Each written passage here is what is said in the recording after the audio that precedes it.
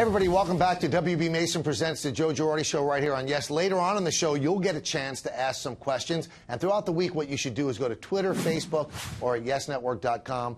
Submit your questions. We'll take the best ones and ask them to Joe in the last segment of the show. As we mentioned earlier, coming up later this week on Friday, the 13th, the Yankees will have their home opener against the Los Angeles Angels of Anaheim. You've been in this game a long time. You still get goosebumps on opening day? Sure do. You get those butterflies. And I think if you don't, I think there's something wrong because there's the anticipation. And by the time we get home, we've been gone almost 2 months. I mean, we left February 18th and 19th. Some of the guys were down there before that, so we're anxious to get home. We love playing in front of our crowd. Do players and managers and coaches like being introduced on opening day? Is that something you look forward to, or is it something you'd rather not happen? I think when you're young, you look forward to it. I think when you're a veteran, it kind of gets in the way of your routine that you do every day. And obviously, I understand why we do it, and I think it's important. And I think it's important for us, you know, to acknowledge how important the fans are to us. But we're so routine-oriented that sometimes it gets in the way a little bit.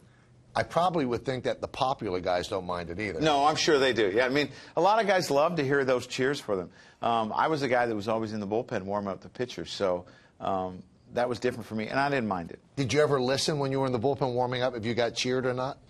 I don't remember listening. No, I really don't. I remember just trying to catch the ball and make sure I didn't miss it.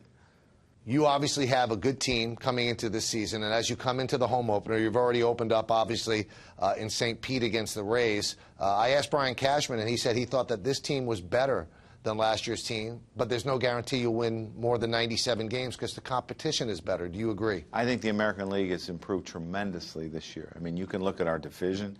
I think Tampa's improved. I think Toronto's improved. I think Baltimore's improved.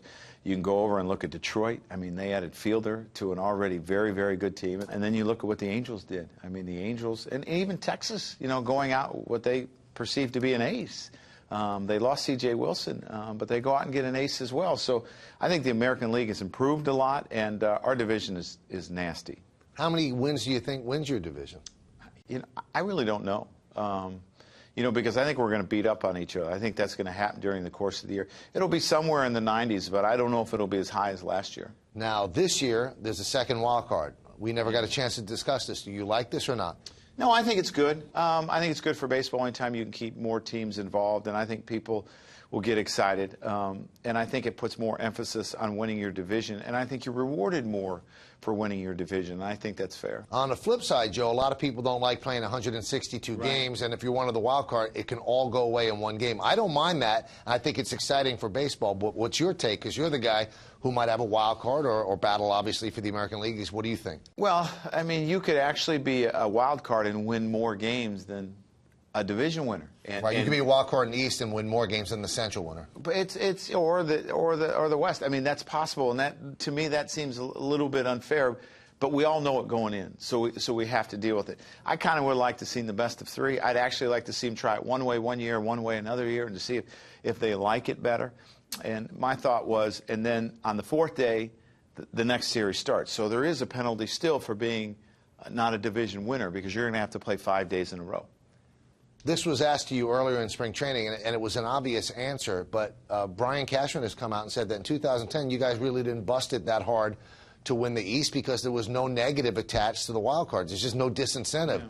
But if it comes down to the last day again, you're starting CC Sabathia. You're not saving him for the one-game playoff. You can't save him. I mean, because you have to get in. And not that you have to get in, but you want to win your division because you don't want to be in that one game. I mean, there's a lot of things that can go wrong in one game, and you'd much rather play the 5-game series.